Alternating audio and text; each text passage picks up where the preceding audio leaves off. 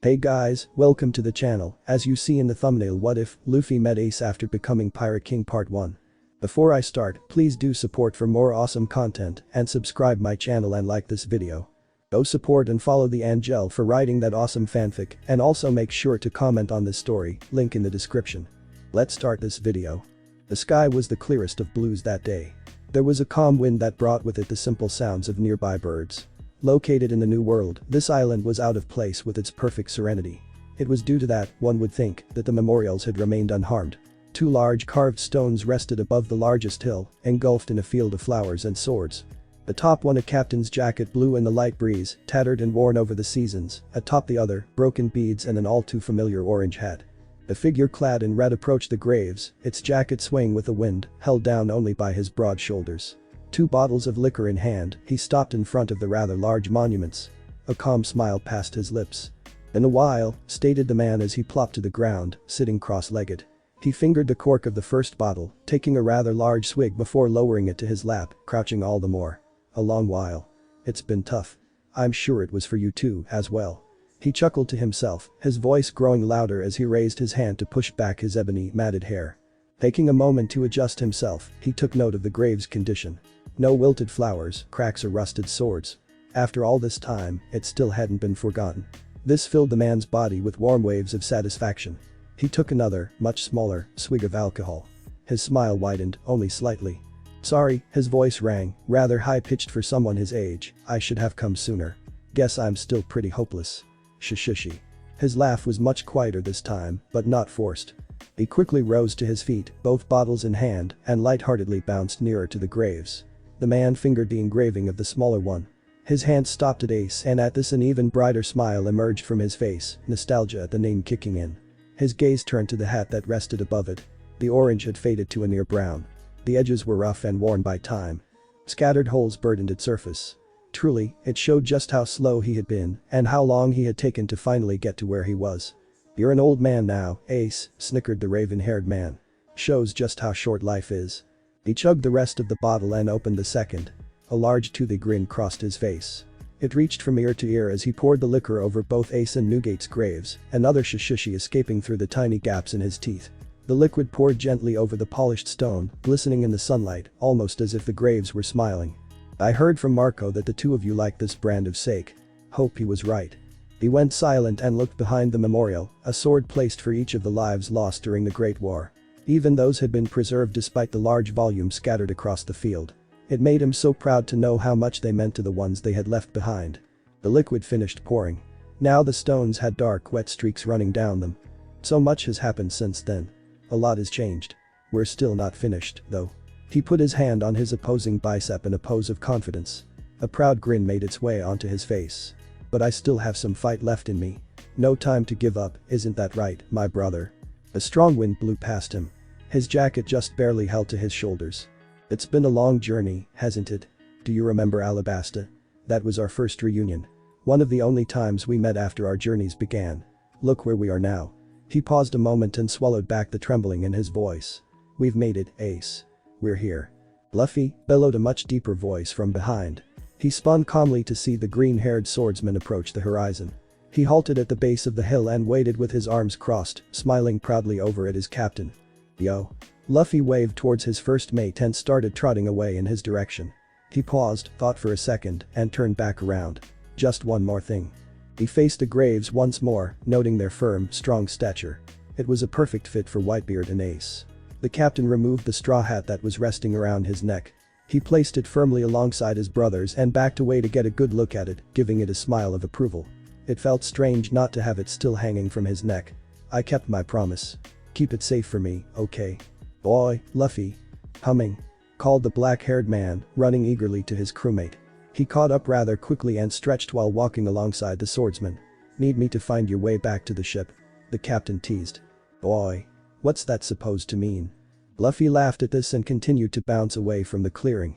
A heavy wind caught his attention. He turned around one last time to see the hats and jacket dancing in the open air. He smiled rather solemnly as he watched before he continued walking away. "Goodbye, Ace." The crew practically threw themselves onto the island once they had arrived.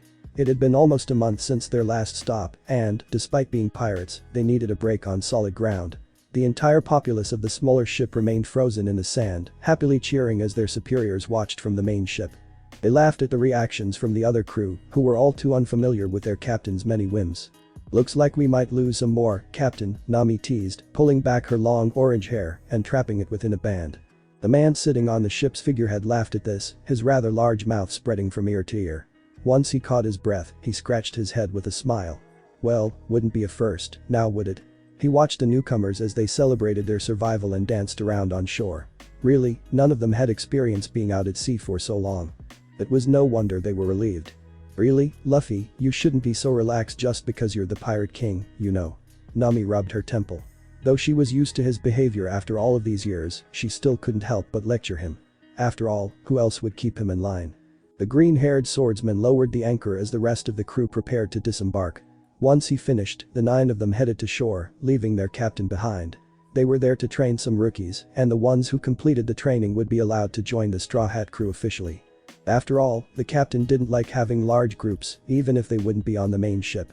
The 9 commanders stood before the potential recruits and gave them a pep talk before they began, all the while their captain remained on deck, watching with his usual grin. Jinbei was the one responsible for the training itself. The others would go through their usual routine of exploring the island and gathering supplies. While it was called training, it was more a test of their skills. After gaining worldwide recognition as the Pirate King, pirates flocked to join the infamous Straw Hat Luffy on his ship. He couldn't allow them all on, and he didn't particularly want any more crewmates. He preferred small groups for their closeness. His commanders were his only family. He gathered up 9 other ships and had pirates join those ships, each under the command of one of his nakama. The ones who passed this test would join one of the divisions. Even then the ships rarely stuck together. Often they would be scattered across the Grand Line and New World. Just before Jinbei was to begin, Luffy stood from his seat on the figurehead. The pirates looked up at him in silence and awe. He gave them one of his trademark smiles, took a deep breath and shouted, "Freedom." The crowd of men and women cheered at this, and it seemed that was all that was needed to lift their spirits and get their blood running for the training they would be put through. Their cheers sounded throughout the island. Straw Hat and his remaining commanders headed into the forested area beyond the shore. "Still doesn't feel right," grumbled Luffy as he rubbed his matted hair in hopes of finding his trademark hat. "Don't complain about it now," Zoro stated, arms crossed in his usual fashion. "Why did you leave it behind anyways?"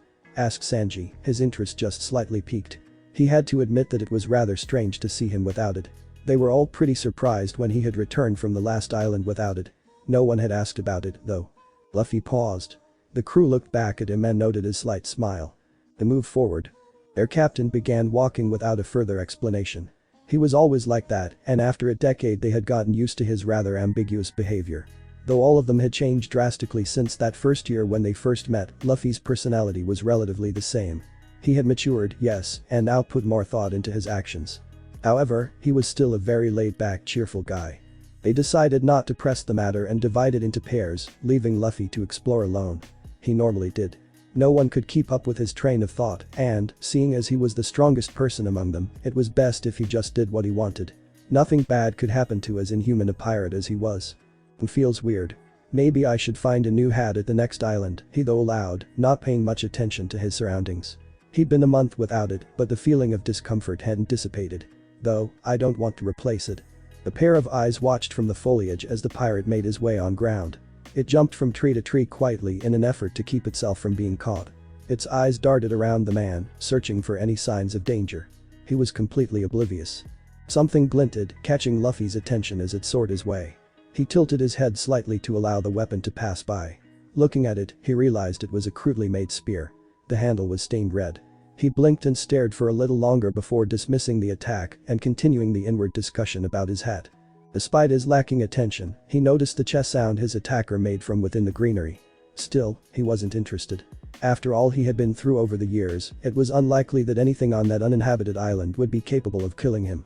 He heard footsteps scampering against the bark of the trees and the rustling of leaves as his attacker changed position. Luffy sighed and scratched his head. His interest peaked a little at the sound. The light-weighted noise it made as its feet hit the branches indicated its small stature. No doubt it was a child. Again he glimpsed at the spear and the blood that coated the wood of its handle. Blank expression on his face, he picked up the weapon to study it further. As he did so, his hands were dyed lightly with red. The pirate gawked absent-mindedly at the crimson on his hand before continuing his walk, spear still in hand. Well, whatever, he said, stretching as the shadows of the trees passed over his figure. He knew he was still being watched, but what did it matter? The child growled low under his breath, clearly displeased by the pirate's actions. Now he had one less weapon to utilize. He decided to analyze his target further before his next attack. Clearly this one was different. The man had an air of calmness about him. He hadn't been fazed when the spear was thrown at his head. In fact, it didn't seem like he cared. That man was strange. Clad in a red shirt and black shorts that went past his knees, he didn't seem like a big deal. In fact, he looked rather weak, which is why the boy was shocked when he managed to avoid the spear with such ease. The stranger's eyes were large and round, framed with black strands, only slightly long, not reaching his shoulders. In all honesty, he looked childish, weak even. He had a stupid blank expression in his eyes, making him look only more so.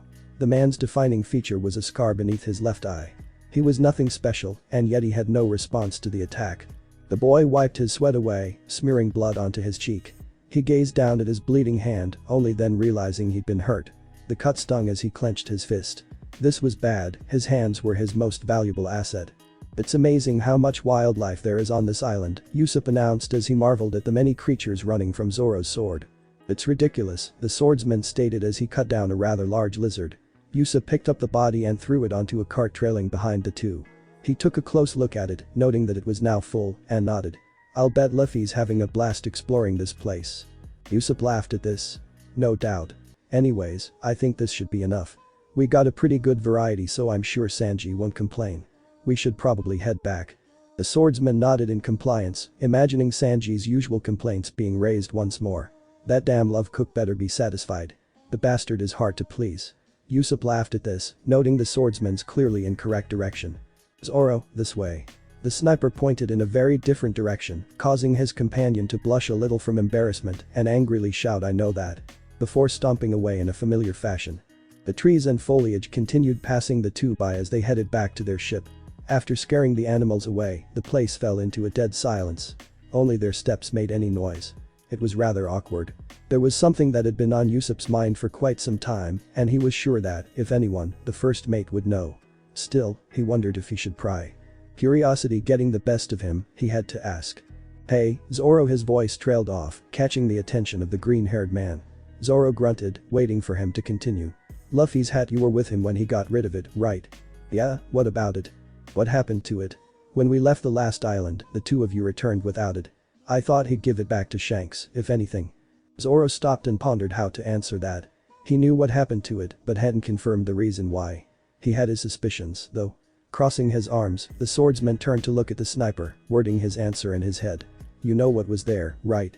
Usopp nodded. They had known for quite some time that the graves of their comrades from the Great War were there, though it wasn't until last month that they had gotten the chance to actually go there. Luffy never seemed to be in a rush to visit them. After finding One Piece, they had all suspected that their captain would want to hurry to the graves to tell his brother of his success, but 4 years had passed since then, and he never mentioned it. They continued their route and, in time, arrived there. Only then did their captain go to see his brother's grave. He left it there, on Firefist's tombstone. Usopp's eyes widened. He figured it was something like that, but still didn't believe it to be true. Luffy had always been protective of that hat. If it was ever damaged, he went into a rage, and when he was without it, he seemed rather lost. Their captain had left his most precious possession with his brother. Luffy had been walking for quite some time, and nothing on the island had caught his attention. He was a little interested in the kid, if only because he had thought the island to be uninhabited, but even that wasn't enough to keep him entertained. Where were the strange creatures and exotic foods? Where was the meat? Really, that was all he wanted. Sanji's cooking was unrivaled, but, without more ingredients, he wouldn't be able to cook enough for the rest of their journey. All of the trees were bare, and there were no animals in sight. What a boring place. He heard something approach him from behind and ducked, rather effortlessly, to avoid 4 rusted knives. They buried themselves in a tree directly in his line of vision. That was close, he said, though without any physical reaction. He studied the weapons for a second, reaching atop his head for his hat. A wave of recollection hit him as he touched his hair. Oh, right. He'd been doing that all month. Again, Luffy heard the same chest sound, this time from behind. He heard the child charge at him and sighed. You really should stop this already. He turned his head to face his attacker. Upon looking at the boy, he froze. His already large eyes nearly doubled in size at the sight before him. The boy took advantage of this and kicked Luffy in the face. Too shocked to avoid it, the Pirate King fell backward, the boy's foot atop his face. The boy jumped back, prepared for retaliation, but the pirate just laid that, watching the sky with a dumbfounded look on his face. Ace. Luffy sat there for a few moments, gawking absently at the sky, while his brain tried to process what he had just seen. For a moment, his brother flashed into his mind, which was flooded by his last words. He remembered that day and the gaping hole in Ace's chest. He felt the weight of his brother slumped over his much smaller frame and the blood that stained his hands back then. Ace was dead. The boy watched the man, who hadn't made the slightest twitch after landing. He inched closer with curiosity, though still on guard in case he tried anything. He got close enough to see that the man's eyes were open, so he wasn't unconscious. Was he dead? He skidded over to the man's side, though still at quite a distance, and eyed him warily. A minute passed, then another. He inched closer, just a bit. As he focused more on the stranger's face, he saw his eyes meet his. The boy jumped a bit and fingered his side, eyes blank when he realized he no longer had any weapons on him. The child perspired feverishly, terrified that this stranger might attack him while he was unarmed. Luffy hopped to his feet and studied the boy who, at this point, was trembling. Despite that, his brow remained furrowed and his glare was sharp. Luffy ignored the semblance to his brother momentarily and smiled at this, causing the boy to shift back. Whoever he was, he liked this kid. He had spunk. It reminded him of his two brothers from long ago. Now he wanted to get a better look at him. For every step he took forward, the boy took two back. Still, he could see his face rather clearly. The boy's eyes were rather droopy. They didn't look tired, though. No, these eyes were focused. Determined. Strands of black waves hung in front of his eyes and framed his cheeks, while freckles decorated his face. It wasn't a trick of the light, and he wasn't imagining things. Though he was a lot smaller and thinner than Ace, the resemblance was eerie. Hey, Luffy stuttered as his eyes flowed down to the child's arms and tattered clothing. Everything was red. He watched, speechless, as the liquid dripped from his fingertips. He reached out to help the boy out and check on his wounds. The boy bent down to pick up a large stick he saw next to him, keeping his eyes focused on the enemy. Luffy took note of the boy's wince as he grasped the stick. Clearly something was wrong. He charged at Luffy, much like before, and jumped high into the air in an attempt to slam it into his skull. Not this time. Luffy grabbed the stick and it shattered under the force of his hand with ease. The kid fell.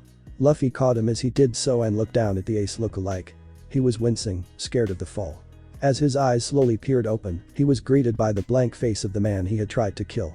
After a sudden gasp, he wriggled and squirmed in protest of the stranger's touch. Luffy sighed. "You're pretty stubborn, kid." At this, the boy thrust his fist forward. Another dodge. Then again, repeatedly, with both fists. Luffy easily maneuvered around the punches, but the boy's blood had started to fly and hit his clothes and face. With another sigh that sounded a bit like a groan, he put the kid down and knelt beside him. He kept his hands on the boy's shoulders as a precaution against future attacks. "Look, I'm not gonna hurt you." His response was a deadly glare, in which Luffy pouted and mumbled, "You're the one who started it," before continuing.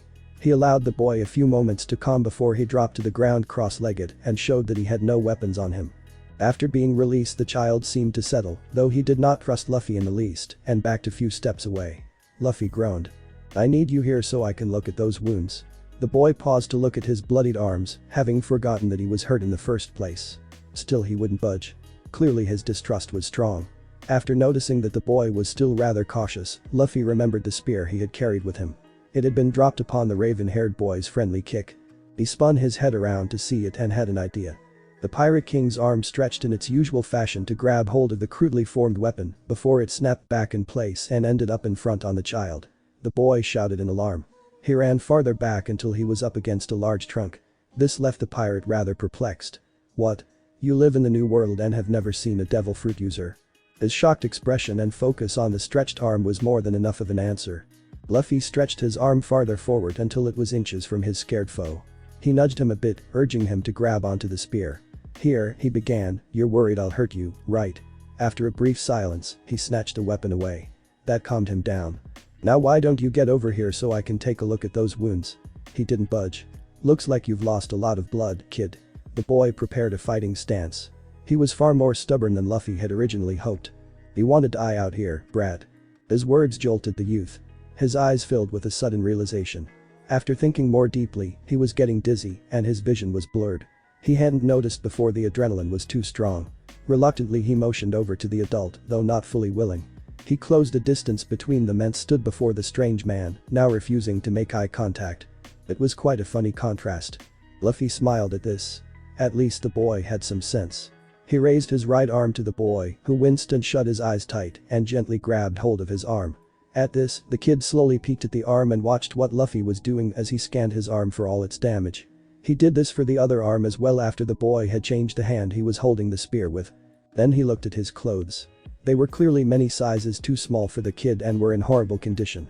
He now knew how scared the boy was and knew to tread more carefully. They didn't need another outburst like the one from before, after all. Alright, I'm going to lift your shirt to check your chest. You understand? The boy didn't reply, but relaxed in compliance. As he lifted the shirt, Luffy couldn't help but wince just as the child had before. The boy was thin. His ribsage showed and it was only then that Luffy noticed just how pale he was. On top of that were bloodied cuts and even a bit of missing flesh. It was repulsive to see on a child. His wounds were one thing, but there was something else wrong with him. Now he knew why he was so cautious. Luffy noticed the kid staring at him, almost waiting for an answer. He sighed and gave him a weak smile. After so many years at sea, he'd seen most everything. At this point, it was hard to surprise him. He'd seen many cases similar to this. Though normally he remained uninterested, leaving the doctoring to Chopper, he'd picked up a few things over his career of piracy. This was the first time he'd seen a child in that state, at least to his knowledge. Noting the child's anticipation, he snickered. "You're a tough brat, I'll give you that." The boy didn't know how to react to that. He wasn't used to conversations like that. In fact, this whole time he'd been rather confused by the weird man. Even then he didn't know whether he should be trusted. "What's your name?" The boy remained silent. "Have it your way." Luffy sprung to his feet and swung the boy over his shoulder. Just like earlier, the boy squirmed and resisted, but Luffy didn't pay it any attention. "We'll have you fixed up in no time." "Shushushi." The woman with long orange hair held a large weathered bag over her shoulder. She sighed, wiping her brow, as her partner continued their task. The other woman, ebony hair pushed away from her face, crossed her arms over her chest. Dozens of hands sprouted from the trees. "Ready, Nami?" Nami swung the half-full bag to the ground, careful not to damage its contents, and held it open. "Whenever you are," she replied with a grin. The hands picked fruit from the treetops and dropped them into the bag. Within seconds, it was filled to the brim. Nami took a rope and knotted it around the lip of the bag. Once more she heaved it over her shoulder. "I think that'll be good for the next while. We can always come back out later if our captain decides to eat it all." They both laughed at this. "Alright," Robin replied, picking up her own bag from the ground. As they walked back to the ship, Robin couldn't help but notice her crewmates grumbling. Looking over at Nami, she noticed the girl was slumped over and lacking her usual high spirits. This confused her. It also made her curious. "What is it?" The Redeed replied, her voice low and uninterested. "You're upset." "It's Luffy." Robin tilted her head at this, urging her to continue. "You know how he is. He always brings back trouble. I really don't want to deal with that again today." Robin laughed at this. True, that was the usual pattern.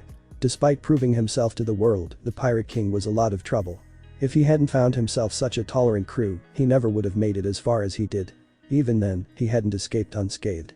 After so much long, hard-fought battles, it was astonishing that he was still alive. Everything he did just seemed to give his Nakama more hardship. He was never abandoned, though. He gave them something so precious in return. Dreams, freedom, a place to belong, family. Nami noticed the pleased smile on her friend's face. She let out a heavy sigh and adjusted the bag of fruit. "You don't mind it, do you?" "Not at all," Robin replied with a smile. "Without him, where would I be right now?" She was still smiling, but the weight of her words brought Nami to a halt. They were the same. If it wasn't for that stupid man she called her captain, she never would have known that happiness she now did. She would still be under Arlong's control, watching as her island suffered by his hand. She wouldn't be so close to completing a map of the world. Robin was no different.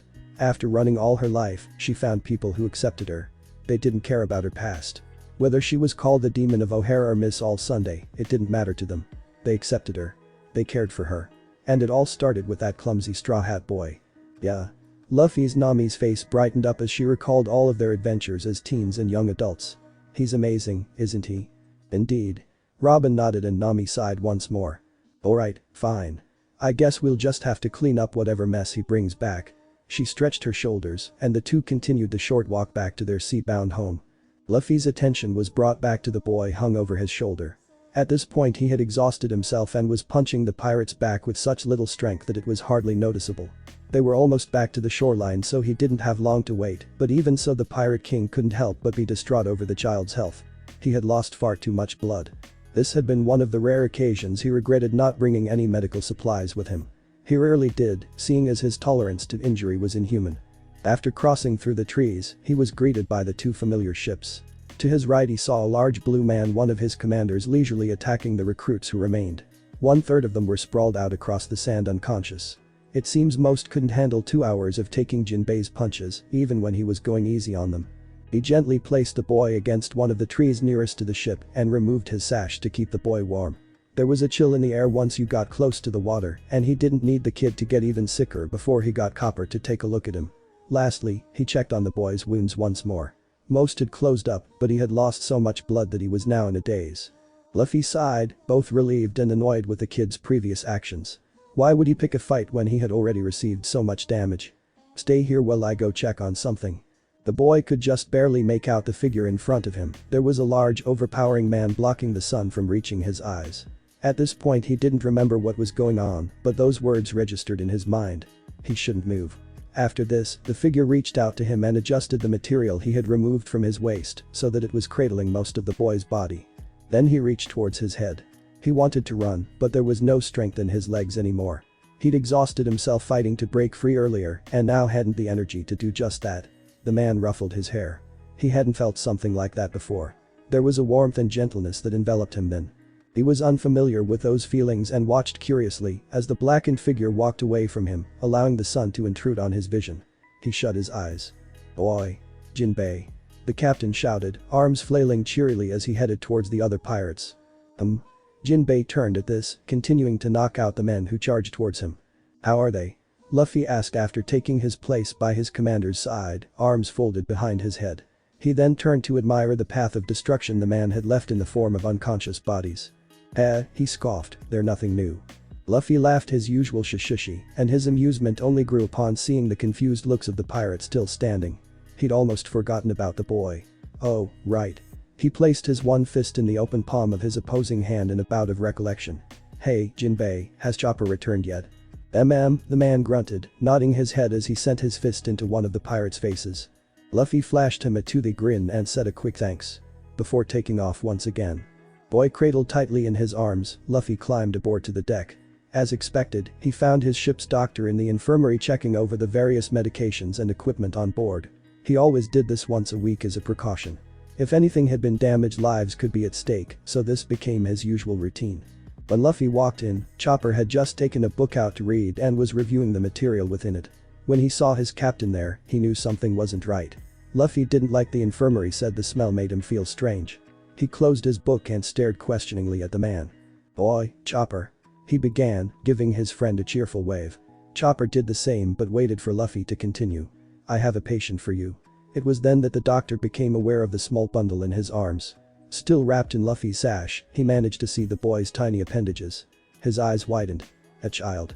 Luffy placed the child on the infirmary's bed and removed his sash for the doctor to see. First his eyes scrambled to the many cuts and bruises covering his arms. And the blood.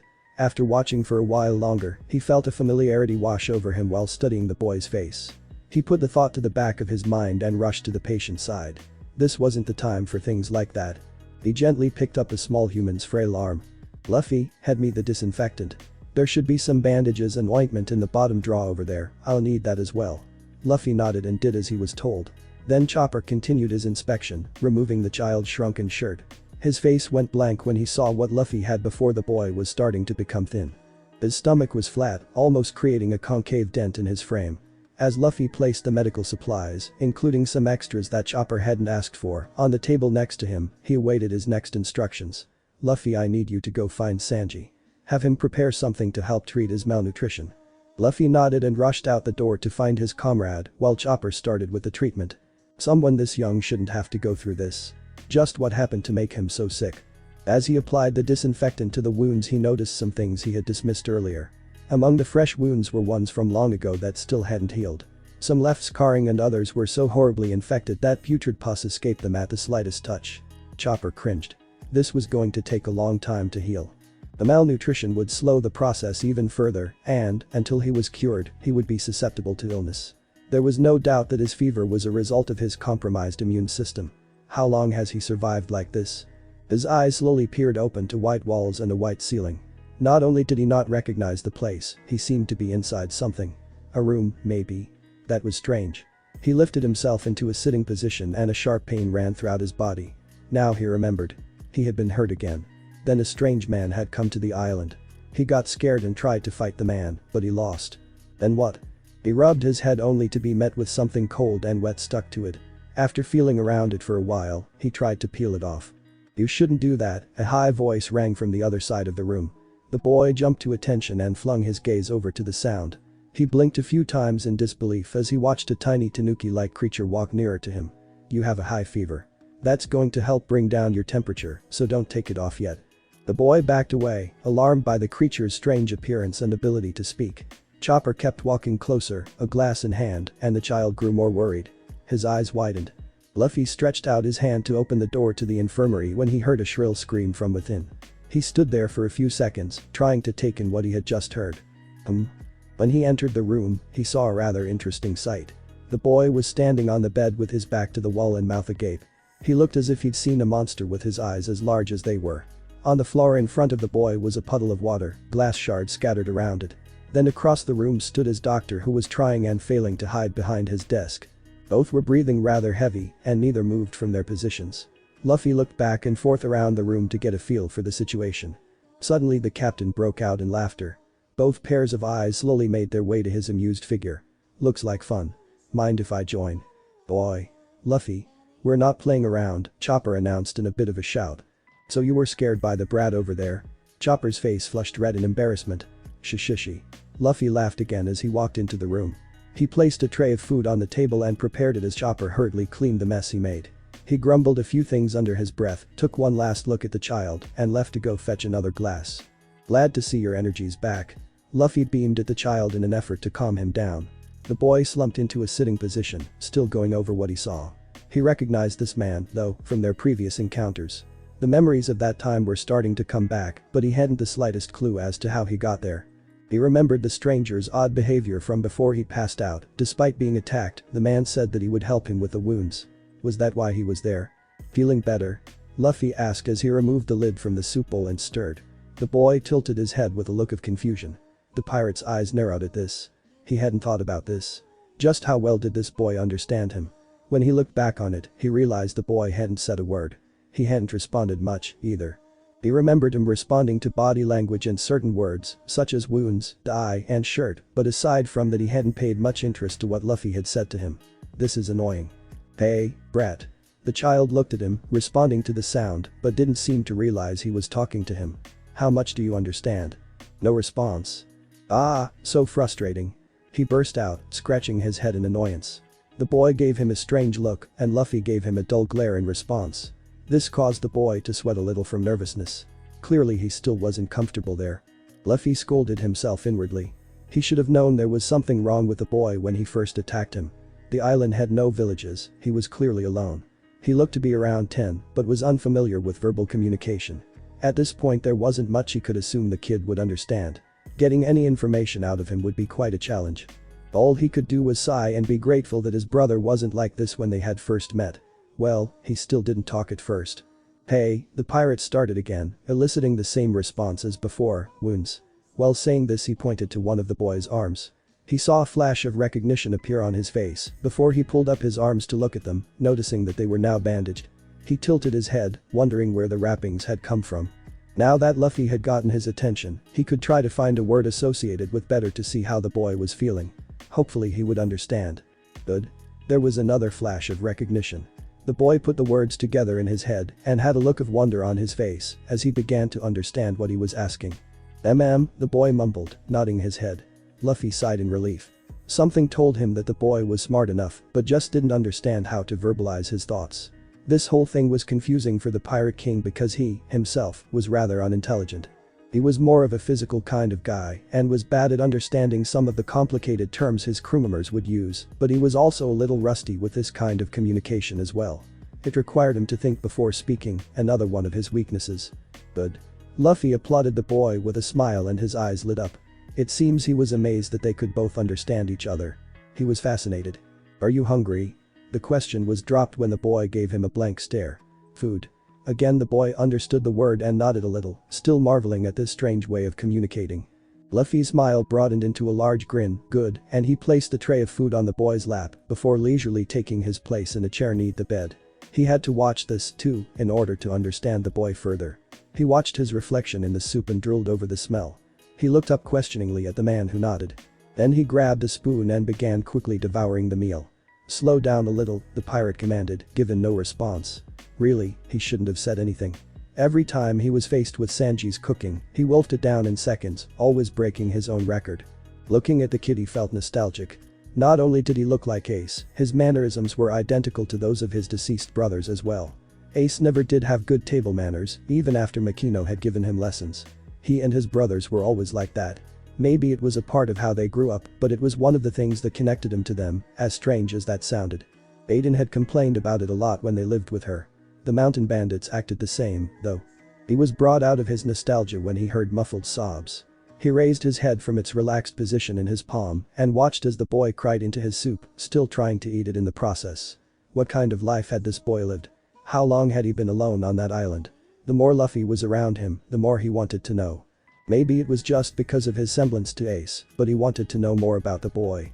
The boy tried to hide his crying, but it was too hard. He didn't remember ever eating something so good. He didn't remember anyone caring enough to help him before. He hadn't ever been understood, either. Then he felt a warm pressure at the top of his head. He looked up to see the man towering above him. His hand ruffled the boy's hair. "It's okay." The boy didn't know the words, but he understood the tone and only cried harder in response. He waited for the sobs to subside before grabbing his attention once more. "I'm not sure you'll understand this, but my name is Monkey D. Luffy." The boy gawked at him with broad eyes, tears slowing as he watched the man. The pirate pointed to himself to emphasize this. "Luffy." The boy blinked a few times, but he was starting to understand. If it was something like this, then he could try. His free hand rose and he pointed towards the man who stared curiously at him, not expecting a response. "Luffy?" The man in question was surprised by this and stayed silent for a moment. He let out a big, hearty laugh. His hand pushed the hair from his face as he hunched over from the laugh. "Yeah, that's right. Good. No fair." Luffy whined as he eyed the bags of meat Zoro and Usopp were hauling onto the ship. "I didn't see anything when I was on the island." He pouted. The two rolled their eyes as they moved their bags into the kitchen. They didn't want to deal with his complaining, nor did they want to interrupt the more important conversation their captain was having with his navigator. "Luffy, pay attention." Nami shouted to her easily distracted captain. Luffy turned back to look at her, though he was clearly not interested in what she was going to say. His eyes drooped as he looked at her and tried to resist tearing into the kitchen for a taste of the new meat. She sighed at this and continued. "We need to figure out what we're going to do with that kid you found." "He's coming with us," Luffy announced bluntly, as though it was obvious. Nami's head hit the table and she grumbled in annoyance. Luffy never thought these things through. A kid shouldn't be on a pirate ship, it was too dangerous. He didn't seem to realize that this boy wasn't a monster like he was, that he couldn't deflect bullets or handle attacks from the Marines. "Listen," she began, lifting her head once more, "you're just going to be putting him in danger if you bring him with us." Luffy was about to speak up, but Chopper interjected. "Have you seen the boy, Nami?" The navigator flinched at this. No one had met the boy aside from the captain and Chopper. They had all gotten back only a short half-hour ago, aside from Sanji, who was dragged back earlier in order to prepare a meal. All she knew was that there was a hurt boy sleeping in the infirmary and that Luffy had taken a liking to him. "If Luffy hadn't brought him to me, I don't think he would have lasted much longer." Her eyes broadened at this. No one had told her that. No one had said that the boy was near death. Just what had happened to him. Even so, she stuttered before her voice faded out. "The brat's malnourished," Sanji stated as he leaned against the kitchen door frame. He remembered the serious look his captain's face held when he dragged him back on deck. With a puff of his cigar, he continued. "That's why Luffy brought me back here before the rest of you. I'll be preparing his meals so that he can get his diet back in order." Sanji found a bit of nostalgia in the boy's situation. He remembered the time he and Zeph had been starving on an island. That pain was unforgettable. Though this kid wasn't as bad off, he still felt sympathy for him. If Luffy wanted to allow him aboard the ship, he would readily comply. In fact, there was no telling that the boy would survive otherwise. He hadn't done a good job of it so far. Because of that, he's become very sick. All of his exterior injuries are infected as well. Chopper studied his friend's response to this, noting her shock and confusion. He had felt the same when he first saw him. This time, perhaps Luffy's whims had led to something good. He was not going to abandon one of his patients, no matter the responsibilities that came with it. Then, Nami began, taking a deep inward breath. When he's healed, we can drop him off somewhere. She looked around at her crewmates. They weren't opposed to the idea. Even Sanji and Chopper backed down at this point. So long as he was brought back to full health, they didn't mind. Nami-san, what a brilliant idea. The cook yelled merrily, wriggling in excitement over the girl's beauty as he always did. He can't speak. All of the division commanders turned to Luffy then, alarmed by what he had said. Robin seemed the most affected by this. Though she remained silent, she was noticeably disturbed. A sympathetic look crossed her face, and she leaned in closer to listen to what he had to say. He's scared of people, too. He can't fit in with a normal group anymore. Luffy was facing away from them, sitting cross-legged on the figurehead in his usual fashion, but the weight of the air around him grew heavy. The raven-haired man glanced over his shoulder at the 4 crewmates still on deck. They held confused expressions and remained silent. Chopper didn't know about this, either. Don't believe me? He sprung to his feet, grabbed hold of Nami's wrist and led her to the infirmary. They entered the room while the others huddled around the doorway quietly. The boy was awake again and glared at Luffy, his usual manner of distrust. Yo. Luffy greeted as he let go of Nami and raised his hand in a friendly manner. The boy relaxed a bit, realizing it was him. He still was weary of the strange man, but because he had helped him feel better, he no longer felt the need to be aggressive. As the man who he now knew as Luffy walked nearer, he revealed another person behind him. At this his eyes narrowed. He was prepared to attack if necessary. Nami noticed this and couldn't help but feel sorry for him. He was distrusting of her even though she was part of the group that had saved him. She scanned his body and saw all of the bandages covering his arms and chest. Then she noticed how thin he was becoming, which almost made her sick. Not sure what to do, she waited for Luffy to act. How are you feeling? Luffy asked, realizing his mistake as soon as he said it. Nami saw that the boy paid no mind to his words. Oh, right. Good. He pointed to the bandages as he did before and the action clicked in the boy's mind. He said enthusiastically at the chance to communicate again. Then he tried forming another word with his mouth. Luffy. He pointed at the man mentioned and blushed when the man let out a loud bellowing laugh. He turned his head away and looked at the sheets resting on his legs defensively. He admitted to himself that it made him happy to be able to communicate like they were, but he didn't want to show it. Nami was both fascinated and mortified when she saw this. Luffy was telling the truth. In fact, it might have been worse than he had mentioned before. Then she noticed that her captain was motioning her forward. She complied, and at this the boy shot to his feet and readied himself for an attack. His glare gave her chills. There was no way a boy like this could live in a village. Suddenly the boy launched himself at her. He prepared to punch her and run off, but was met with a sudden pain in his head before he crashed into the floor. He rubbed his throbbing head and looked up at the source of the attack, confused when he noticed a rather indifferent raven-haired man. Luffy? He questioned, looking up at the man he thought to be trustworthy. Moron, he began as he picked up the boy, wait till you're healed to go pick in fights. Nami sighed at this. That's not the problem, Luffy. He set the boy back down on the bed. The boy gave him a disheartened look, as if to ask why he had betrayed him. Luffy wasn't sure what he should say to that, or what he could say that the boy would understand. That girl there is Nami. She's our navigator. He pointed towards her in an effort to emphasize this. Nami. The boy mimicked his action. Nami. Right. She's our Nakama. Nakama. Right. The boy tilted his head at the word, having never heard it before. Again Luffy would have to think of a simpler way to explain it to him. Nami's good. This the boy understood. He nodded in recognition, though he still shot the girl Leglaire and Luffy soon after, when he threatened to punch him again. Luffy, Nami began, rubbing her arm, I understand. At this the captain grinned ear to ear and laughed. The boy didn't know what she had said, but Luffy's reaction had made him curious. At this all Luffy knew to say was good, leaving the boy just as confused as before. Sanji had entered the room himself to deliver the boy's last meal for the day, along with another glass of water. Luffy had been in and out of the room throughout the past 6 days. Even then he was trying to teach the boy new words. It seemed that the only time the boy wasn't hostile was when he was being spoken to. That was his weakness. He didn't know how Luffy's progress had been, but he had remembered seeing the captain stumble into the kitchen to grab some food in anger. Apparently he had decided that eating was the best way to quell his frustration. Still, it was amusing to see him act that way. Luffy was normally very calm and laid back, but every time he tried to teach the boy he returned in a rage. That was probably due to him not being very language savvy himself. This was the first time Sanji had entered the room. Before then Luffy had been the one to deliver the meals. Chopper was the only other person to visit him regularly, and that was only to continue treating his baffling amount of injuries. This was because of his dislike for people. Chopper had suggested that they take it very slow when introducing themselves to the boy so that he could adjust. It would be a while before he could tell them about himself, but it was clear he hadn't had much contact with people. He placed a tray on the table, glancing over at the boy.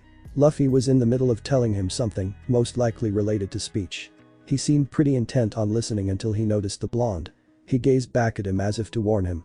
Cheeky brat. Ah, Sanji. Luffy called in recognition. He was so absorbed in talking to the boy that he hadn't noticed him walk in. Brought dinner? Yeah, he replied, handing a second tray over to him. Luffy's already large eyes increased in size as he took in the sight and smell of his meal. His mouth dripped with drool at the sight. Food. Luffy shouted, shoving a large chunk of meat into his mouth.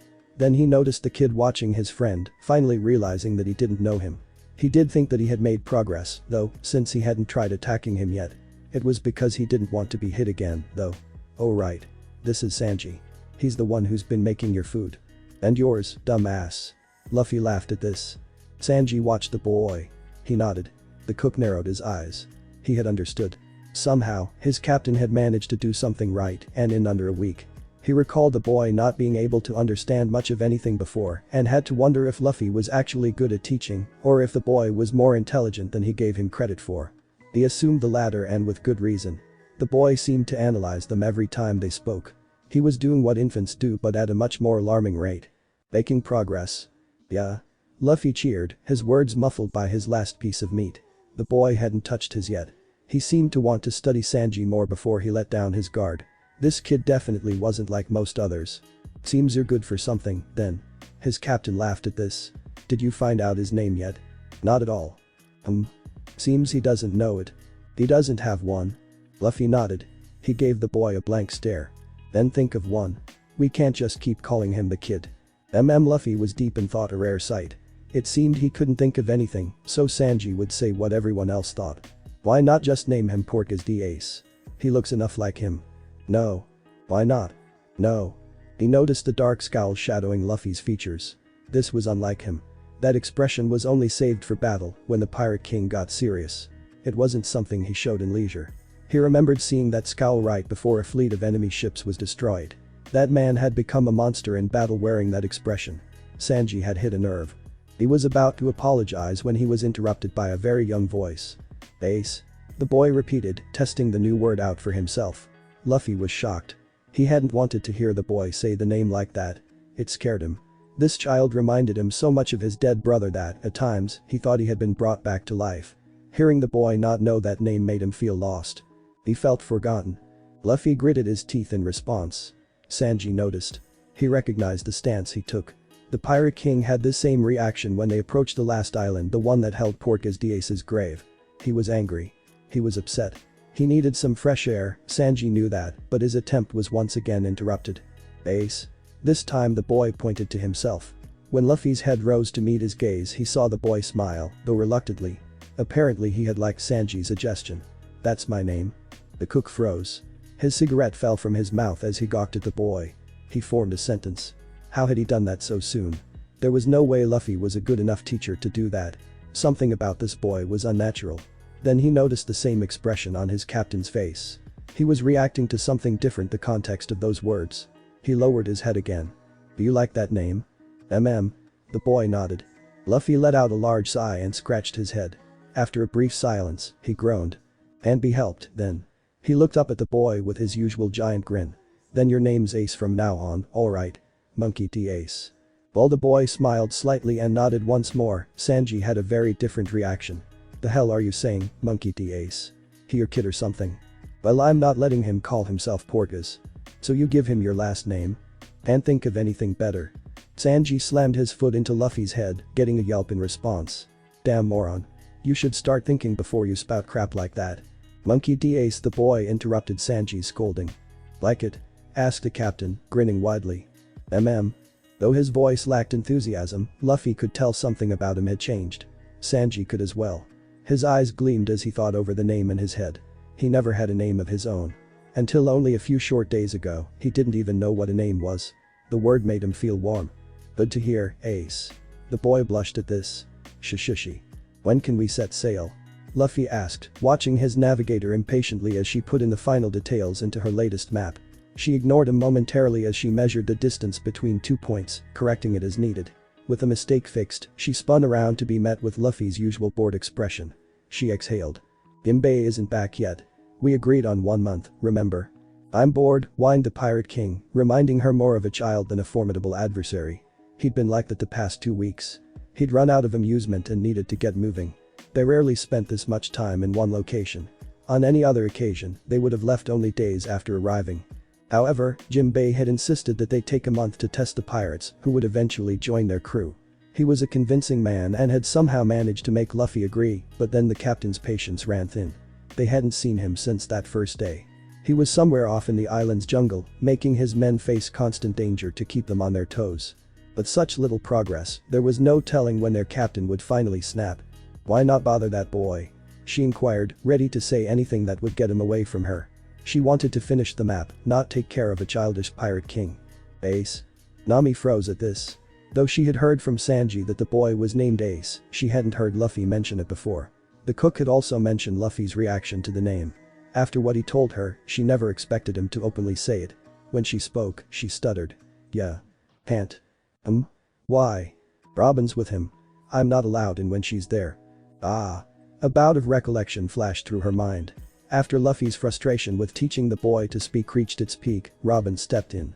She spent the larger half of the day alone with him teaching him and allowed no one to interfere. Unlike Luffy, she was good at it. Despite that, the boy wouldn't talk openly. He had learned, but he wouldn't show his progress to even Luffy. Nami had peeked in on one of their lessons only days earlier. She watched as the bandage boy focused intently on what Robin told him. He would mouth every word she said but would not speak. It looked like he was enjoying himself, even if that scowl of his never left his face. Ever since Robin began her lessons, Luffy had all but stopped visiting the boy. Instead he would pester his crewmates and mess with them whenever he had a chance. It was during times like these when he had nothing to do that the maturity he had gained throughout the years would vanish and leave behind a whiny mess of a pirate. Spending time with a man when he was like that was nothing more than babysitting. Then go explore the island. Already did. And? The animals are hiding from me, he declared, brow furrowed and head lying in his palm. He pouted as he remembered his many strolls across the landmass. Nami couldn't help but let out a laugh which resulted in a confused frown from the man next to her. They were hiding because he never bothered to conceal his strength. Something that was natural to every other Straw Hat pirate was a rarity to Luffy. His will was so overpowering that he scared away everything in his path. He knew this, too, but he forgot so often that he might as well not have known. It was something he had to get used to, being labeled the strongest man sailing the seas, but he was Luffy, and common sense wasn't his forte. Then go bother someone else. I want to have this finished by tonight. The Pirate King moaned as he left his navigator's room. What did you say, love cook? Luffy's ears perked up to the familiar sound. He'd been taking a nap on Sunny when he suddenly heard crashing sounds followed by the voice. He looked over his shoulder, a bit curious about the sudden outburst. He hadn't heard that in a while. You heard me, shitty Marimo. Sanji whipped back. As usual, the two were at each other's throats. They hadn't seen much of each other the past few days. Zoro had been training on the island, and Sanji had remained on board. The swordsman said that defeating Mihawk was not enough of a reason to relax. After attaining his title as the world's greatest swordsman, he wasn't about to lose it. Luffy hopped to his feet and watched as the two came out of the kitchen, each prepared to kill the other. He didn't need to know the cause of the fight to know that it was stupid. At least now he could use them as entertainment. He spun himself around and watched their bout continue. Damn good for nothing swordsman. Sanji spit, raising his leg in preparation. Good for nothing. Want to test that theory out? The green-haired man reached for one of his 3 swords and unsheathed it. He took a rather lax stance, taunting his opponent as if to say, I don't need my full strength to defeat you. Better get out the other 2. You're not worth it. What was that? In the middle of their insults came a sudden shishishi from the other side of the deck. They both turned to see a very amused 27-year-old man. Don't mind me. Continue. Embarrassed, the 2 men lowered their stances and walked in opposing directions. Seeing that his only source of entertainment was gone once again, the man pouted and scratched his head. Boy, Luffy, Zoro caught the attention of his captain, I'm gonna go back out. We need more supplies. Again? Yeah. Why? You ate everything, replied the swordsman as he palmed his face, realizing just who he was talking to. Oh.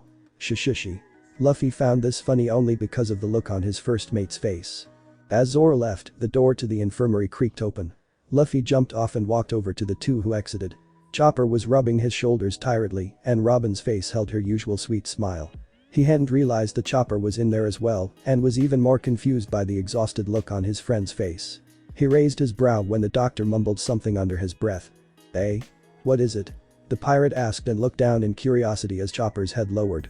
"That boy," he began, breathing rather hard, "he's a handful. I think he'll be ready to leave the infirmary soon, though." Chopper had only wanted to take a few tests to see how Ace's recovery was going. At the sight of the needle, he quickly slapped away Chopper's hand and tackled him to the floor. Of course, he could have overpowered him, but he didn't want to cause him injury. Because of that, Robin had to intervene with her devil fruit ability. That scared the boy to the point where the lessons couldn't be resumed. Oblivious to all of this, Luffy let out a hearty laugh. The boy was definitely more interesting than his crew had been the past few days. He hadn't been to visit him in half a week. Until that day, Luffy had been away with Zoro to help him train. The two had spent the past 4 days sparring and only stopped to eat and sleep. He had agreed only to quell his thirst for excitement, but in the end he had returned bored once more. "So how is he?" Luffy turned to Robin. "I'm not sure. He hasn't spoken at all, but he seems to be learning. Mind if I go in?" "By all means." As the two walked away, Luffy entered the infirmary. When the door was half open, a pillow flew in his direction. He stared at it momentarily to study it before continuing to walk in. The boy prepared to throw another pillow. He stopped and studied the man's face in silence. Noticing this, Luffy smiled. "Hey, brat." The boy lowered his arm and started wide-eyed at the man. He rubbed his eyes a few times to make sure of what he saw. While he did this, Luffy scanned the room. It was a mess. No doubt Chopper and Robin had left in fear of his temper getting worse. Apparently he was too unfamiliar with needles and other medical equipment to trust his doctor. He'd been through the tests before, but every other time he'd been asleep. The pirate marveled at his chaos. "Luffy?" His attention was brought back to the child. He bolted off the bed and ran at Luffy. Ace stopped in front of him and stared up at him with large eyes. He was shocked to see him. What is it?" Luffy asked as he crouched down to the boy's level. As he did so, Ace kicked him in the face. Luffy reacted in shock rather than pain. Though the kick hadn't hurt, he was caught off guard and fell backwards upon impact. "HMPH. Ace scoffed at the man and folded his arms. He looked down on the pirate who was now in his back. Luffy rubbed his cheek at the slight bit of pain the boy had caused before watching him blankly. "You're slow. Seems your energy's back. Where were you?" Luffy hadn't expected that. Robin mentioned that he hadn't said a word, but here he was talking openly. His sentences were also improving, which was a bit of a shock. He hadn't expected the boy to learn grammar so quickly. Then he realized he'd missed what the boy said. Where were you?" Luffy noticed Ace clench his fists. He was frustrated. He recognized that look all too well. It reminded him of that day 10 years ago. He remembered his brother's frustrated look as he watched a war break out in front of him. He burned the image of his brother's wounded face into his mind. That was a look of both pain and happiness. And then there was that time, the last smile his brother showed. "Thank you for loving me." He was brought away from his thoughts to look at the boy. Ace bit his lip. His face scrunched up as he tried to hold back his emotions. Though he looked rather calm still, Luffy could tell the difference. This boy, who was like his brother in every way, was far too easy to read. He had already experienced those expressions. "Were you worried?" Luffy teased, sticking his tongue out. "Idiot." Ace turned away. The man ruffled the boy's hair. Then he pulled him closer and cupped the back of his head. "Thank you." Luffy's actions were met with confusion as Ace stared at him. He tried the words out for himself and fumbled over them a bit. The inquisitive look on his face just charmed Luffy further. "What does that mean?" Well, Luffy, being Luffy, was never good at explanations. He was the one who always stated that concepts he couldn't understand were mysteries. But this kid wasn't Luffy. This was Ace Monkey D. Ace. He wasn't going to be satisfied with something like that. So, still thinking of a suitable answer, he staggered over to his usual chair and pressed his hand around his chin. The small boy crawled back onto his bed. He leaned forward as the pirate's lips parted. "It means that I'm grateful to you for worrying, I suppose." "Grateful?" "Relieved." "I'm happy." The boy blushed from embarrassment, not used to being told something like that. Even now he was still adjusting himself to that form of communication. "Why would that make you happy?" "Stupid." "Because, you're my nakama." There was that word again, the one whose meaning eluded him. Luffy hadn't answered his questioning gaze the last time he had brought it up. This time he would have to bluntly ask. It was clear that he wouldn't answer otherwise. He inched closer to the much larger man in anticipation. "What's nakama?" Luffy paused briefly. The boy really wanted to know, and, though he wanted to tell him, he felt an explanation wouldn't be enough. He beamed at the boy who sat only a foot away from him, eyes locked intently on the other. "That's something you're going to have to figure out for yourself." "Why?" "It won't hold any meaning otherwise." He watched as the boy both pouted and glared at him. This caused his smile to grow even more. His interest in the subject was good. He wanted to learn more. Nakama are forever, Ace. Remember that. As Luffy exited the infirmary, he was greeted by Robin's knowing smile. He beamed back at her, and the two went below deck. They sat at one of the tables in the dining hall for lunch. While Luffy was stuffing his face, her knowing grin grew wider. This bumbling pirate king seemed to be the only one that boy would open up to. He held a sort of admiration for Luffy that he didn't for anyone else. That's why he spoke to him. That's why he learned to form sentences so quickly. He wanted to be able to talk to Luffy. "It seems your charm has even reached that boy, Captain San." She took a sip from her glass and saw the man gaze her way. It seemed that it caught her attention. Before continuing, she looked him over. He had grown. Not just physically, he matured. Yet, at the same time, he was still her childish captain. Seeing him now, 10 years later, made her so proud. With each passing day she became more grateful for the chance he had given her back then. "I want to live." It was then that she had finally felt accepted. She no longer had to run. They were her nakama. And he had helped so many others since. Even now, after reaching his dream, he still stretched out his hand to that boy. Luffy had lost a lot since she met him. He lost Mary. His brother died in his arms. Many of his friends were now dead. And still this boy held that same innocence from long ago. "You can help him, Captain San." Luffy stopped shoveling food into his mouth to make contact with his archaeologist and scholar. "He will not speak to me of Chopper, but he does so openly with you. I think you can heal his wounds."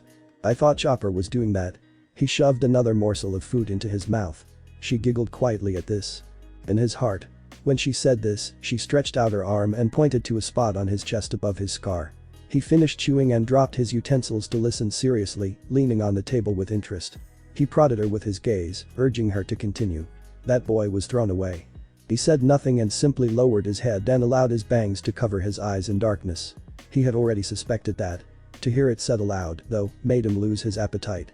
Robin noticed his change in mood and decided that it would be best for her to continue. He was angry, but still interested. He sobs in his sleep sometimes. And though he's silent during the day, he's begun talking as well. Luffy glared at her in silence for a moment. What does he say? He's alone. The moon was high in the sky, but Ace couldn't sleep. He was tired of that room and the darkness that it brought with it.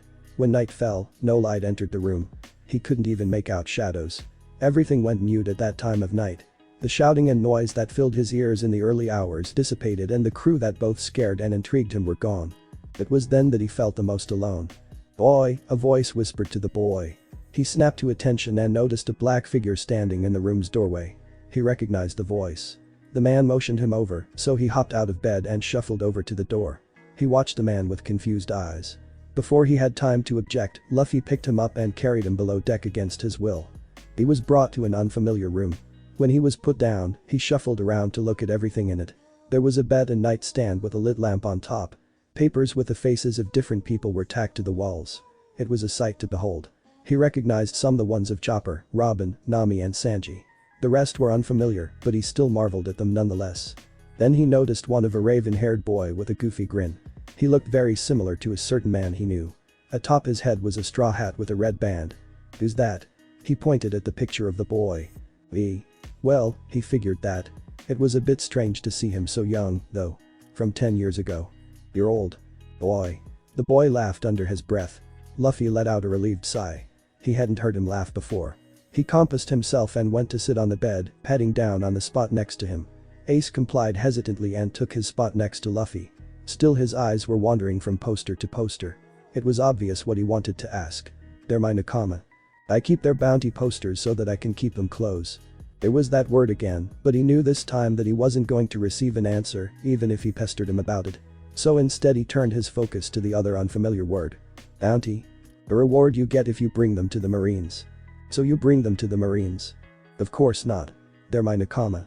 This conversation was just confusing him further, so he decided to drop it. He didn't know what poster a Marines meant either, but he assumed he'd find out eventually. The black-haired lady had been teaching him hundreds of things every day. It was because of her that he was able to talk to Luffy now. Somehow when she taught him things it felt like he already knew them. He remembered when he first arrived and strung together his first sentence. Luffy cheered for him and ran to get food to celebrate.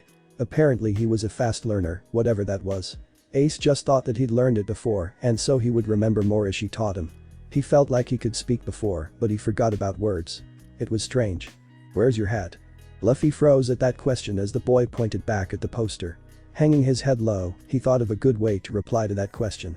He never told his crew and he certainly wasn't going to burden that kid with something so heavy. Still, he had to answer. "With my brother." "Brother?" "Yeah." He stood up on the bed and pulled one of the posters from the wall. After a long, solemn stare he handed it to Ace. The boy looked at the man on the poster and traced his features with his free hand. He noticed words and numbers below the man's face, but he couldn't understand them.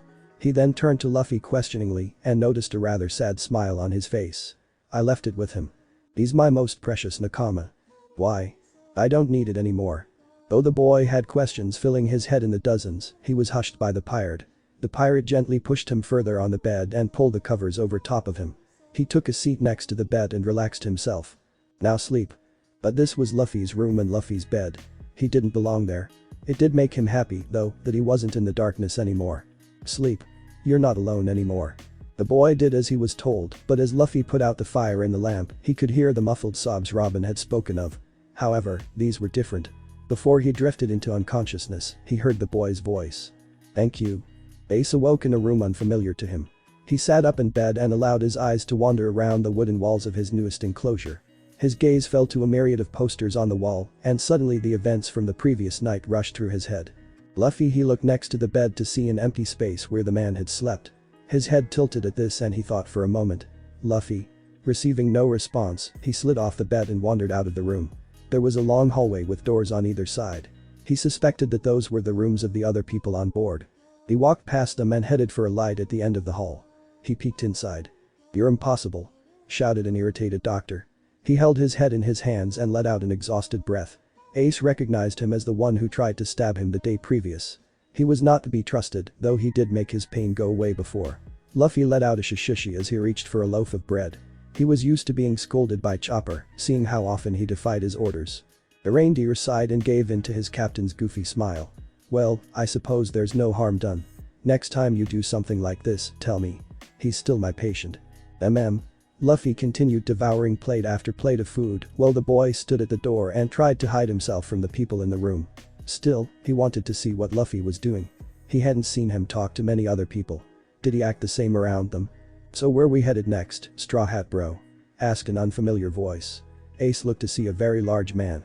He was abnormal. With blue hair and a metal nose, the boy wasn't sure what to make of him. He had colorful, boxy arms that made him look less human. It was a strange sight. "Beast Blue," mumbled the captain between bites. The whole of his crew sat dumbfounded for a while as they processed his words. "We're turning around?" Nami questioned, more than just a little confusion in her voice. "Yep," Luffy answered simply. "Why?" she shouted back. They were almost at the end of the New World, and their original destination was North Blue. East Blue was a long way back. Their provisions wouldn't last the trip, and so they would have to make multiple stops. He just laughed at her reaction, unreasonable as always. "We're only a week away from North Blue. Why go back now? How long has it been since we were last there?" Nami and the others paused at this. Really, they couldn't recall. Had they ever returned? Her memory was fuzzy. After all they had been through, it was hard to remember everything. She knew they had to have gone back. A wave of nostalgia washed over the original 4 Straw Hat Pirates. As they thought about it more, they wanted to return. It had been a long time since they last saw all of their friends. They had reunited Brook with Laboon, but that was many years ago. Luffy grinned the way only he could. Something had clicked. "See? Let's do it," Usopp shouted. He was trembling with anticipation. The thought of going back brought with it waves of happiness. "I want to see Kaya. I want to tell her about our adventures and show her that I'm a true warrior of the sea now." Zoro couldn't help but smile at that as he remembered when Usopp had first joined their crew. He was a mess back then and still was, but now he was a more capable mess. It was about time he went back home to show off. They had left behind so many people on their journey that he couldn't count them all. It would be nice to see them again. Also, he would always follow Captain's orders. It didn't matter how much of a hassle it was. "Alright," he said simply. "East Blue, how exciting." "Yo-ho-ho." Brook thought aloud. It didn't matter where Luffy wanted to go so long as they could continue their adventures.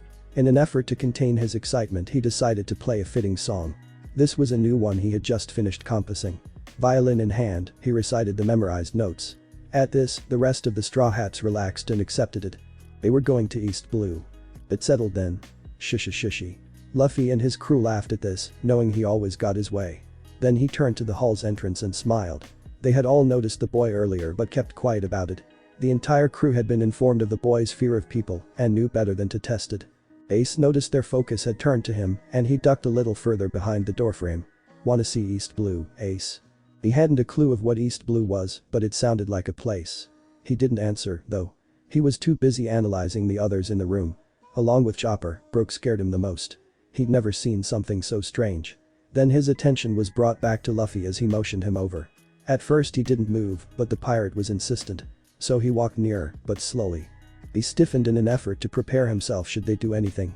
Ace stayed close to Luffy, but didn't take his eyes away from the other people. He knew Luffy was safe. "We're going to leave soon." Those words caught his attention, and his focus turned back to the Pirate King. What did he mean? "You need to decide what you're going to do." His crew was shocked at that last bit. When he found the boy, he stated firmly that they would take him with them. As they thought more, they realized that their captain had never forced anyone to join. All of them were given a choice, and he wouldn't take that away from that kid, even if it meant that he might die. "Decide," the boy repeated, unsure of the word's context. "Whether you're going to come with us or not." Before Ace had time to process this, a loud cheering was heard through the walls of the ship. He jumped at this and looked around in confusion, but the others only grinned and laughed. Luffy seemed to be the most thrilled of them all. He could barely contain himself as he raised his hands and shouted, "They're here." At this, everyone charged out of the room and onto the deck. Luffy had grabbed onto Ace's wrist and pulled him along as he did the same. Ace ran to the edge of the ship and pulled himself onto the railing. Before him stood well over 100 men, all bruised and battered. Seeing so many at once made him anxious, but he felt safe being so far away. Many of the crew were also leaning on the rail, each with varying degrees of happiness showing on their faces. A man with blue skin stood in front of the crowd. He was the only one uninjured. Some of the men behind him were carrying the people who were unconscious or badly hurt. This made the large man even more intimidating. "You're back early, old man," Sanji shouted into the crowd. "Heh," was the blue man's only reply. "Jinbei," Luffy shouted as he walked over to the rail. As he came into view, the crowd let out an ear-splitting cheer. Ace covered his ears as he watched the men excitedly call out to the ship. Luffy waved at them with more enthusiasm than Ace had seen before. They all really seemed to like the man. He liked them too. The people below began to call out to him. "Captain," they shouted, all smiling and waving. Ace was confused. It seemed that Luffy was their leader, but the man in question didn't seem that great. How could that strange man he'd known control such a big group? As Ace's attention was pulled back to the situation, he noticed that the crowd was asking for Luffy to say something. Luffy hopped onto the rail next to Ace and stood tall. He took in a deep breath. "Freedom." With that, the crowd cheered louder than before. It seemed they had been waiting for that. They wanted him to say it. That's what they had fought for, and that was their ultimate goal. Something changed in the crowd's feel. They were relieved and overwhelmed with happiness. Just what was Luffy to them? Why did they react that way to the word? "Sanji, bring out the sake. We're going to celebrate." Though the pirates below thought that this celebration would be for their return, Luffy was just glad that he could leave. He missed the open water and was eager to return to East Blue. "How the hell do you expect me to serve that many people?" The crew laughed. Night had fallen, but the celebration continued. Many of the men had already passed out at that point, but that didn't stop the rest. Brook had played his music and sang for hours, yet didn't seem the least bit tired. Sanji frantically prepared more food for the pirates, mostly Luffy, who continued to stuff themselves. Zoro, Nami and 7 other pirates held a drinking contest. The winner would take home 10,000 Beely, and the money-loving navigator was certain she'd win. In another area of the shore, Usopp and Frankie told the new members of their grand adventures, never tiring. Robin had simply sat and watched contentedly. Ace had found the whole day to be stressful. He stayed by Luffy for safety, but even then he was filled with unease. There were too many strange people. He had been alone for so long that being around even one person could make him feel anxious. He had to distract himself somehow. There was no way out of this, so he would just have to tolerate. Luffy, his voice was shaky and his palms were clammy. The man looked his way but didn't stop eating. "What are you? Pirate?" Ace flinched at the word. He suspected that, but didn't want to believe it. He didn't like pirates. As far back as he could remember, they would come to the island. He had no good memories of those times, though, aside from learning his first few words from them. He would hide in the bushes and the trees and watch them when they docked. He would pick up on repeated words and learn their meanings. Pirate was one of them. So were wounded and die and shirt. Much of what he learned was focused on food and death. They also mentioned clothing and provisions. However, Ace never got close enough to learn much. They were cruel.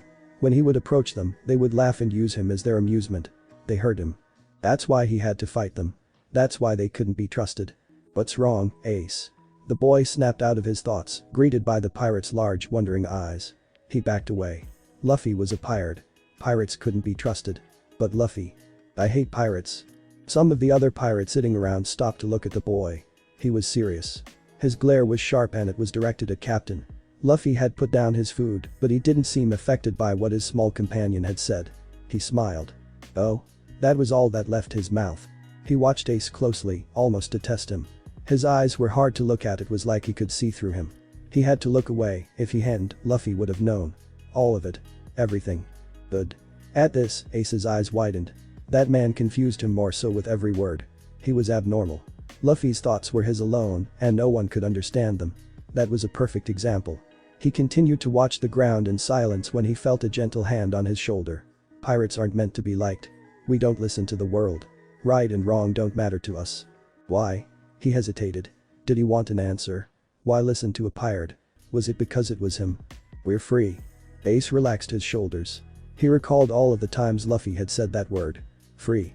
Freedom. He'd mentioned it repeatedly the past few weeks. He was a pirate, but not like the others. Luffy saved him. His crew made sure he stayed alive even though he rejected them. I see. Without another word, he picked himself up and stumbled into the trees. Luffy did nothing to stop him and simply smiled as he watched the boy disappear into the darkness. He didn't return. It was time to set sail. Luffy took his place on Sunny's figurehead and watched as his crew raised anchor and prepared to disembark. He could hardly contain his excitement. Finally he could leave. Finally he could go back and show the people he left behind that he had reached his dream. The sky was clear, perfect for their return.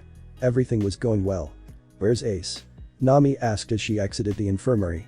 She looked to the captain for answers and, when she received none, her heart sank. Luffy. They were out in the open water now.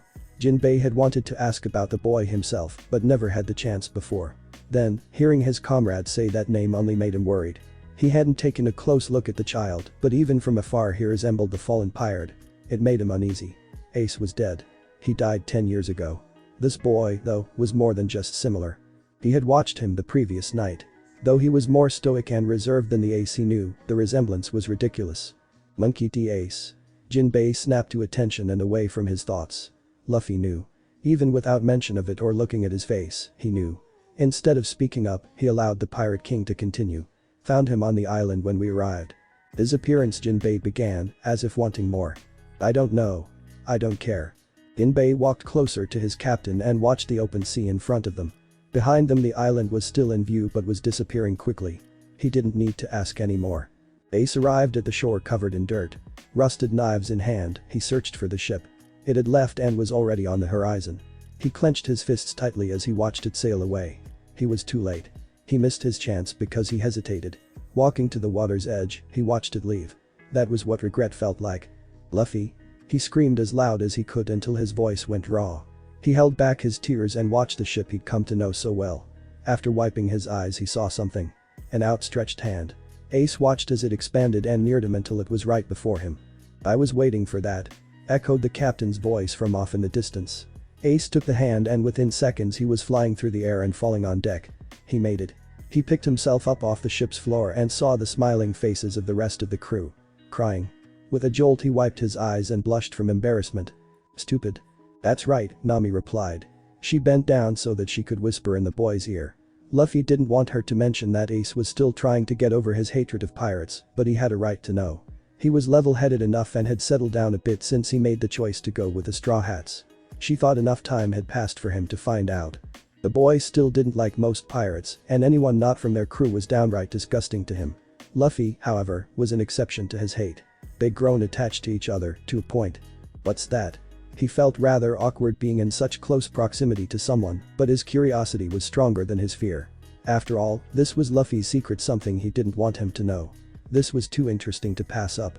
Well, you see, she began, voice muffled by her low tone, I guess you could call him the strongest man in the sea. Him? She couldn't help but giggle at this.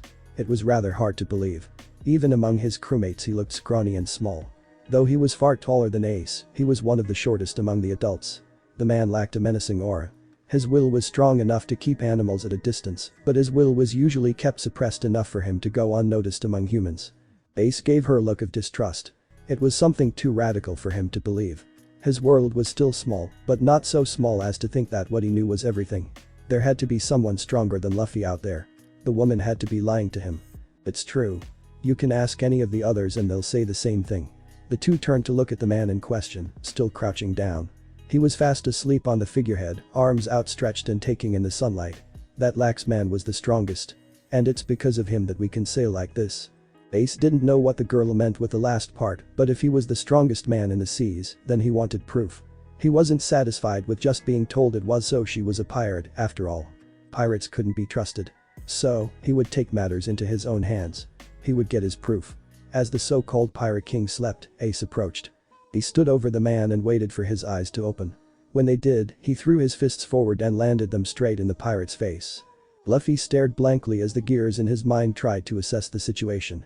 His face was throbbing. Despite being rubber, the punch had hurt. After his mind fully awakened, he noticed the mischievous boy and his confident grin. Ace folded his arms, feeling much stronger than he had before. After noticing this, Luffy laughed. That wasn't the reaction he'd expected. What was that about? He asked between breaths. Though he was mocking the boy, his interest was piqued. Not just anyone could hurt him, even just a little. That brat wasn't ordinary. With time, he would be able to learn hockey. There was no doubt. He'd picked up a remarkable kid. That woman said you're the strongest, stated Ace as he pointed to Nami, but I don't believe it. Nami watched her captain glare at her. Clearly he was not amused. She wasn't either. She had told the brat not to tell. And she wasn't very fond of being referred to as that woman either. It was probably a mistake telling him, but she couldn't resist. His curious eyes were too much for her. Those eyes reminded her of her captain back when they had first begun their journeys. He was always so excited and eager to explore, and this boy had shown the same brightness in his eyes. She missed that. Achieving their dreams as fast as they did left them with less to see. This boy wasn't aware, though. He hadn't seen what they had. Nami, Luffy began, voice fading. He rubbed his red cheek and flexed his shoulders. His smile returned. Well, whatever. Ace wasn't acting any different than he usually would, aside from the cheap attack. He'd resigned himself to his caretaker's professions. Being the king wasn't very different from being a regular pirate in his eyes, it just meant that you had strength. The navigator was relieved. It was rare for Luffy to get upset. She had only seen that a handful of times over the past decade. When he was truly angry, however, he was a totally different person. He was cruel and brutal and without mercy. That's why no one went after his nakama. Even the Marines would ordinarily leave them alone. The only times he became furious was when one of the people close to him were seriously hurt. Or worse. She remembered his final battle with Akainu and how much of that man's blood had been spilled. He could be a monster, but only with good reason. He had never hurt a nakama. She knew this wasn't bad enough to get him anything more than slightly irritated, but she didn't want him mad at her either way. They got along well, and she didn't like seeing his goofy, laughing face vanish. She had to tell Ace, though, because she thought it was his right no. He was also nakama and they never kept secrets from each other. Not anymore. You wanna fight? Luffy asked with intrigue clear in his tone. Heh. Ace flashed one of his confident grins. They had been seeing a lot more of those lately. Before they set sail he just seemed broken. It was like the sea had brought back his life. Alright. But that the two jumped away from each other. Ace picked up a metal pole and readied his stance. After noticing the way he fought, Frankie had given it to him. It was far more useful than his rusted knives, which the shipwright had mentioned fixing as well. It turned out that not all of the pirates on board were as bad as he thought. This wasn't enough for them to gain his trust, though. The only one he had given that privilege to was Luffy. The king of pirates had managed to breach his walls. Perhaps he wasn't fully open to the man, but he was content. Ace acted first. He ran at his foe and leapt into the air. He raised a pole over his head and crashed it down on Luffy. The pirate stopped it with one hand and flung the pole boy still attached to the other end of the deck. He managed to land upright and slid across the floor before charging again. This time it was a kick. When the pirate managed to dodge the first one he spun around and managed to get him in the neck. It did no damage. He landed back on the wooden floor and watched for a moment. Why didn't it work? Luffy stuck out his tongue. Not gonna work. He taunted. Why? I'm a rubber man, he announced. At this, he pulled at the side of his cheek and stretched it farther than what should have been possible. It was only then that he realized the boy hadn't been given an explanation for the ability. He would have to tell him later. For now, though. Now it's my turn. He launched himself at the boy and sent a stretched fist flying at his face. Ace went crashing through the walls and would have gone overboard had it not been for the rail. Luffy had forgotten his own strength. He hadn't had to fight much lately. He laughed nervously as his eyes met with an irritated shipwright and doctor. Sorry. Devil fruit? Ace asked. He reluctantly allowed Chopper to take a look at his injuries. Jinbei was also in the infirmary. He had been gone for a few days to who knows where, and the doctor wanted to give him a checkup. After all, it was rare for one of the Straw Hats to return without being in some sort of fight. It was his job to keep them healthy. It's a rare fruit found in the Grand Line, Chopper began as he moved Ace's chin to see the damage at a different angle, and when you eat it, you get a special ability of some kind. He began applying a disinfectant. Ace winced at this. Luffy ate one. The Gomu Gomu no Mi, Jinbei interjected. He'd left shortly after they disembarked, and so he hadn't had the chance to talk to the boy yet. He wanted to. He had agreed with Luffy that his appearance shouldn't matter, but he couldn't help but wonder. After all, this child was identical to his old friend. He knew it couldn't be him, though. It couldn't, and yet some part of him couldn't help but think that it was. If it was just his looks, that would be one thing. However, he was beginning to act more like the fallen pirate. The night before they left, the boy had remained reserved and closed off. However, now he was beginning to talk to people besides Luffy. That was abnormally fast progress. It also had been just over a month since they had found the boy, and yet already he was able to hold a conversation. His grammar was near perfect. Captain had told him about the child's inability to communicate, and there was no way he could learn that fast, no matter how intelligent he may have been. It was unnatural. And he became rubber? Ace asked. Jinbei hadn't been expecting a reply. The kid's glare told that he didn't trust him. He'd been around him the least, after all. That was normal. He hadn't hesitated to reply, though. So, hiding his jolt of surprise, he simply nodded. Did Robin eat one? His mind flashed to his teacher. She'd used a strange ability to hold him down a few times when he tried to fight them. Hers was a lot scarier than Luffy's, but he was slowly adjusting. She did. The Hana Hana no Mi. Jinbei had finally adjusted himself and was comfortable talking to him. He still had questions though. Those would have to wait. However, devil fruit users are rejected by the sea. They cannot swim nor can they use their abilities if they're submerged in water. Now lay down. I'm going to give you a local anesthetic. Chopper commanded. Ace had been cut badly by broken wood when he'd impacted the ship walls and needed stitches. He knew the boy didn't like being put to sleep, though. He would have to have a talk with the captain about his rough treatment of the kid. You're going to stab me? He flinched, remembering the last time he'd attempted it. This doctor was a scary man despite being so small. He was still wondering if he could be trusted. It won't hurt.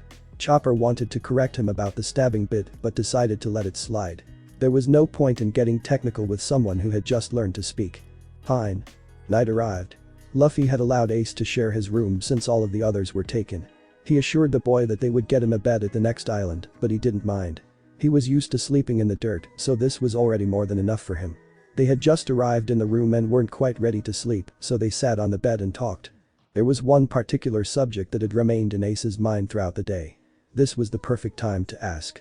While Luffy rambled on about dinner, he decided to interrupt by pointing to the posters on the wall. Luffy, he began, focusing on the one he wanted to ask about. What? What was his devil fruit? Luffy's eyes widened as his head turned to face the portrait of Portgas the Ace. He'd never told the boy that Ace had eaten a devil fruit. However, he hadn't been there when Chopper and Jinbei explained it to him and assumed that they had brought it up. It still was a surprise, though. Maramara no Mi. What's that? It's a Logia-type devil fruit that gives you control over fire. It seemed the boy was deep in thought. He lay back on the bed and stared up at all of the faces of the people Luffy had met. There were so many. How many had devil fruits? How many were strong? How many would he meet? Wonder if I'll get a devil fruit. Luffy leaned forward on the rail and watched the moon and stars above. Bottle of alcohol in hand, he smiled at the sky. The rest of the crew had long since gone to bed. He wasn't on watch, but he couldn't sleep. This had become an occasional habit of his. Rum always tasted best under the sky. He remembered as himself refusing alcohol when he was younger. He hadn't been of age while Ace was alive. He never had a drink with his brother after that first cup of sake they shared as kids. That's why he brought sake to his grave. It's strange, Ace, the Pirate King started, taking another swig from the bottle. Sometimes it feels like you never left, and yet here I am wondering where you are. He watched the waves as if interpreting a reply. It felt like the sea could understand. That water had carried him throughout his whole journey. It was there when Sabo died. It was there when Ace died. It would be there when he died. It was his friend, his Nakama, and had seen him through all of his endeavors. It was Mary's cave. One day it would be Sunny's as well. It was both the beginning and end of all adventure. It was the bond that tied him to everyone he knew across the world. It was there when he met such amazing Nakama. It would be there for every goodbye. I don't think either of us really understood death back then. The moon reflected on the water's surface. It was bright and beautiful against the deep blues of the sea depths. He hadn't realized how incredible it was when he was younger. He was just a kid back then, just wanting to adventure and reach his dreams. It was only after having reached those dreams that he noticed all of the wonder around him. That was part of adulthood. I'm going to show that kid someday. That way he won't make the same mistakes. Sacrificing himself only caused more pain.